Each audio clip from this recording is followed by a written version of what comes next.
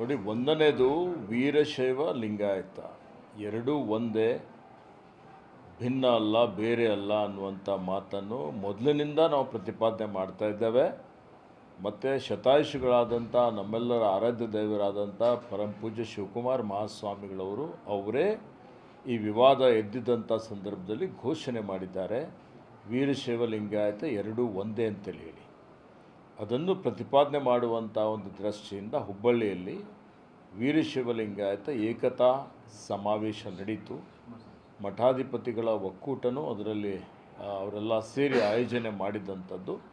ಯಶಸ್ವಿಯಾಗಿ ಈ ಸಮಾವೇಶ ನಡೆದಿದೆ. ಈ ಸಮಾವೇಶದ ಯಶಸ್ಸಿಗೆ ಕಾರಣಕರ್ತರಾದಂಥ ಎಲ್ಲರಿಗೆ, ಪೂಜ್ಯ ದಿಂಗಾಲೇಶ್ವರ ಸ್ವಾಮೀಜಿಯವರಿಗೆ, ಪಂಚಪೀಠಾಧೀಶ್ವರರಿಗೆ, ಮತ್ತು ಪೂಜ್ಯ ಸಿದ್ಧಲಿಂಗೇಶ್ವರ ಮಹಾಸ್ವಾಮಿಗಳು ತುಮಕೂರವರಿಗೆ, ನೂರಾರು ಜನ, 1000 ತನಕ ಹರಗುರು ಚರಮೂರ್ತಿಗಳು ಅದರಲ್ಲಿ ಭಾಗವಹಿಸಿದ್ದರು. ಮತ್ತು ಎಲ್ಲ ಪಕ್ಷದ ಮುಖಂಡರುಗಳು ಭಾಗವಹಿಸಿದ್ದರು. ಮತ್ತು ನಮ್ಮೆಲ್ಲರ ನೆಚ್ಚಿನ ಮಾರ್ಗದರ್ಶಕರು ಹಿರಿಯರಾದಂಥ ಮಾನ್ಯ ಶಾಮನೂರು ಶಿವಶಂಕರಪ್ಪ ಸಾಹೇಬರು ಅನಾರೋಗ್ಯದ ಕಾರಣ ಅವರು ಬರಲಿಕ್ಕಾಗಲಿಲ್ಲ.